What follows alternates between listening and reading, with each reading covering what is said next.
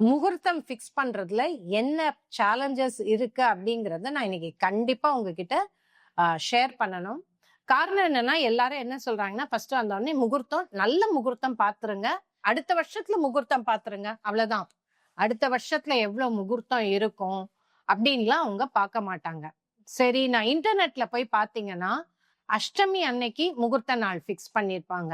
நிறைய பேருக்கு அது பார்க்க தெரியாது. இன்டர்நெட்ல பாத்தீங்கன்னா நல்ல நாள், முகூர்த்த நாள்னு போடுங்களேன், ஒரு பிப்ரவரி 9th பிப்ரவரி 10th அதை எடுத்து நான் செக் பண்ணும்போது அஷ்டமியா இருக்கும். அதே மாதிரி நிறைய ராகுவோட நட்சத்திரம் வருகின்ற நாளை முகூர்த்த நாளா பிக்ஸ் பண்ணிடுவாங்க. யூஸ்வலா ராகுவோட நட்சத்திரம் கொண்ட நாளை நீங்க திருமண முகூர்த்த நாளா பிக்ஸ் பண்ணீங்கன்னா நிறைய டென்ஷன் இருக்கும் கல்யாணத்துல. சோ நான் ஜென்ரலா ராகுவோட நட்சத்திரம் எடுத்துக்க மாட்டேன். சோ இந்த மாதிரி எல்லாரும் என்ன சொல்வாங்கன்னா, அடுத்த வருஷம் முகூர்த்தம் பிக்ஸ் பண்ணிடுங்க. அடுத்த வருஷம் முகூர்த்தம் அப்படிங்கும்போது ஒவ்வொரு நாளையும் நாங்க செக் பண்ணுவோம். ஏன்னா ஒவ்வொரு நாள்லயுமே சில குட் முகூர்த்தம் இருக்கும். அதுல செவ்வாய் சனிக்கிழமை யூஸ் பண்ண மாட்டோம். திதியில பாத்தீங்கன்னா அஷ்டமி, நவமி, அதுக்கப்புறம் அமாவாசை, பிரதமை, அந்த திதிகளையும் நாங்க யூஸ் பண்ண மாட்டோம். அதே மாதிரி நல்ல திதி, நல்ல நட்சத்திரம் இருப்பாங்க. உங்களுக்கு சூரிய கிரகணம், சந்திர கிரகணம் வர்றதுக்கு பக்கத்தையா இருக்கும், 2-3 நாள் முன்னாடியா இருக்கும். அதையும் நாங்க யூஸ் பண்ண மாட்டோம். எங்களுடைய பேராமீட்டர்ஸ் ரொம்ப ரொம்ப ஸ்ட்ராங். என்னோட இம்பார்ட்டன்ட் காம்பினேஷன் இப்ப நடக்கிறது என்னன்னா, சுக்கிரனும் செவ்வாயும் சேர்ந்து கொண்டே இருக்கிறது. அதாவது சுக்கிரன் செவ்வாய் முன்னாடி போகுது, ஒரு 2-3 டேஸ்ல சுக்கிரன் சேர்ந்துருது. சுக்கிரன் செவ்வாய் சேர்ந்திருந்தா அதை யூஸ்வலா முகூர்த்த நாளா எடுத்துக்கவே மாட்டோம். ராகு சுக்கிரன், கேது சுக்கிரன். இப்ப பாத்தீங்கன்னா உங்களுக்கு சுக்கிரன் ராகு சேர்றதுக்குரிய நிறைய வாய்ப்புகள் இருக்கு. இன்ஃபேக்ட் அடுத்த வருஷம் ஒரு ஏப்ரல் வரைக்குமே எந்த முகூர்த்தமுமே ரொம்ப ஸ்ட்ராங்கா இருக்காது. ஒண்ணு சுக்கிரன் செவ்வாய் சேர்ந்திருக்கும், அப்புறமா ராகு சுக்கிரன் செவ்வாய், அதுக்கப்புறம் ராகு சுக்கிரன். இது எல்லாமே கண்டிப்பா உங்களுக்கு மேரேஜ் ப்ராப்ளத்துக்கு ஒரு கரெக்டா அடி போடுகின்ற ஒரு பயங்கரமான நெகட்டிவ் முகூர்த்தம். எல்லாரும் என்ன சொல்றாங்கன்னா, அவ்வளவுதானே, எல்லாருமே வைக்கிறாங்களே, பஞ்சாங்கத்துல போட்டிருக்கேன், அதுக்கப்புறம் இன்டர்நெட்ல போட்டிருக்கேன், ஏன் சாட்ஜிபிடில போட்டிருக்கேன் நல்ல முகூர்த்த நாள். அதுக்கெல்லாமே ரூல்ஸ் எல்லாம் தெரியாது. இந்த ரூல்ஸ் இல்ல, நாங்க கடைபிடிக்கின்ற ஸ்ட்ராங்கான ஒரு இம்பார்ட்டன்டான விஷயம். காரணம் என்னன்னா, இந்த முகூர்த்தத்துல எல்லாம் கல்யாணம் பண்றவங்களோட லைஃப் ப்ராப்ளமா ஆயிருக்கு. அதோட பயங்கர classic example Aishwarya Dhanush and Dhanush. அதுக்கப்புறம் நாகார்ஜுனா பையா அவங்க கல்யாணம் பண்ணிக்கிட்டதும் இந்த மாதிரி ஒரு ராகு சுக்ரன் செவ்வாய், அதை பத்தி நான் வீடியோலயும் நான் பேசியிருக்கேன். சோ தப்பான முகூர்த்தம் பண்ணா கல்யாணம் பண்ணிக்கிட்டீங்கன்னா கண்டிப்பா உங்க மேரேஜ் சர்வைவ் ஆகாது, இல்லைன்னா நிறைய ப்ராப்ளம்ஸ் இருக்கும். டைமிங்க பயங்கர காம்ப்ரமைஸ் பண்ண சொல்லுவாங்க. டைம்ங்கிறது உங்க கர்மா ஆக்ட் பண்ற இடம். உங்களுடைய ஜாதகத்துல 7ஆம் அதிபதி இல்ல மேரேஜோட அதிபதிகள் எல்லாம் வீக்கா இருக்குன்னா கரெக்டா தப்பான முகூர்த்தத்துல கல்யாணம் பண்ணிப்பீங்க.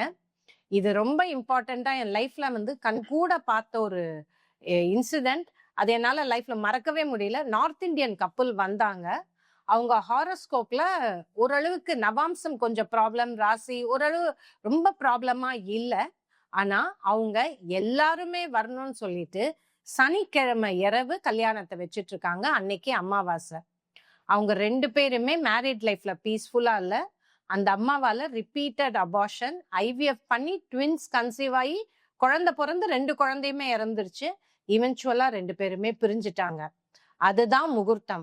நம்மளுடைய அட்ஜஸ்ட்மெண்ட்டுக்கு டைம் வராது, டைமோட அட்ஜஸ்ட்மெண்ட்டுக்கு தான் நம்ம செல்ல வேண்டும். அப்பதான் எந்த விஷயத்தையுமே நம்மளால ஈஸியா கடந்து ஜெயிக்க முடியும். அதனாலதான் நம்ம ஊர்ல தான் ராகு காலம், யமகண்டம், நல்ல நேரம், குளிக்கன் அதெல்லாம் அவங்க வச்சிருக்காங்க. ஏன்னா அந்த டைமோட ஒரு கேரக்டரிஸ்டிக்ஸ்ல உங்க வாழ்க்கைய மேலையும் தூக்க முடியும், இல்ல கீழையும் தள்ள முடியும்.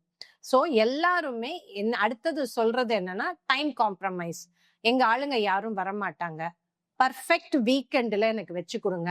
அப்பதான் நான் எடுத்திருக்கிற கல்யாண மண்டபத்துல என்னால ஒரே சரியா எல்லாரையும் கூப்பிட முடியும், எஸ்பெஷலி ஆன் சண்டே. அதே மாதிரி 10 மணிக்கு மேல வைங்க. சோ நான் பிரேக்ஃபாஸ்டும் சர்வ் பண்ண வேண்டாம், வெறும் லஞ்ச் கொடுத்து அனுப்பிச்சிடலாம். இதெல்லாம் கல்யாணத்துக்குரிய இம்பார்ட்டன்டான விஷயமே இல்லை. எந்த முகூர்த்தத்துல கல்யாணம் பண்றீங்க, அதுல இம்பார்ட்டன்டான ஒரு விஷயம் நவாம்சம் முகூர்த்தம் 20 நிமிஷம் வரும். நவாம்சம் வச்சு செக் பண்றது. அந்த 20 நிமிஷத்துல நீங்க கல்யாணம் பண்ணீங்க, நல்ல நவாம்சத்துல கல்யாணம் பண்ணீங்க, அந்த வாழ்க்கை எப்படி ட்விஸ்ட் அண்ட் டேர்ன் ஆனாலும் அந்த மேரேஜ் சர்வைவ் ஆயிடும். ஸோ முகூர்த்தம்னு இவங்க கரெக்டா வரும்போது இவங்களுடைய பேட் கர்மா எப்படி ஆக்ட் ஆகுதுன்னா, கோவில்ல கல்யாணம் பண்றோம் 7 to 11க்குள்ளாரதான் நீங்க முகூர்த்தம் ஃபிக்ஸ் பண்ணி தரணும். இந்த மாதிரி எல்லாம் நிறைய விஷயங்கள் அவங்க சொல்லிட்டு தான் வராங்க. அதே மாதிரி கொஞ்சம் ஃப்ரீ ஃப்ளோவா விடலாம், இல்ல அந்த ஃப்ரீ ஃப்ளோ டைம்ல அவங்க எடுத்துட்டு வர மாட்டேங்கிறாங்க. சோ உங்க யாருக்கு கல்யாணம் பண்றீங்களோ அவங்களுக்கு கல்யாண வாழ்க்கை எப்படி இருக்குங்கிறத நீங்க முகூர்த்தம் வச்சே நீங்க சொல்லிடலாம். சோ முகூர்த்தம்ங்கிறது ரொம்ப ரொம்ப சேலஞ்சிங். அந்த நிறைய அஸ்ட்ராலஜர் அங்கதான் நெகட்டிவ் கர்மா பண்றாங்க, அங்கதான் நிறைய பாவ செயல்களையும் பண்றாங்க. ஏன்னா அவங்க முகூர்த்தம் வைக்க தெரியாது. 7ஆம் இடம் 8ஆம் இடம் சுத்தமா இருக்கு, அதனால அந்த முகூர்த்தத்தை வச்சிடுறேன். அன்னைக்கு அந்த சுக்கிரன் செவ்வாய் சேர்ந்திருக்கு. நிறைய பேருக்கு இந்த கான்செப்ட்ஸ் தெரியாது. அதனால முகூர்த்தம் ஃபிக்ஸ் பண்ண போறீங்க அப்படின்னா இதெல்லாம் இருக்கான்னு நீங்களே கேட்டுடுங்க. கேட்டுட்டு அதுக்கேத்த மாதிரி நீங்க கல்யாணத்தை முகூர்த்தத்தை ஃபிக்ஸ் பண்ணுங்க. அப்போ உங்க வீட்டு மக்களுடைய வாழ்க்கை நன்றாக அமையும். இது ஜெயஸ்ரீ அஸ்ட்ராலஜர் முகூர்த்தம் பத்தின சிறு குறிப்பு.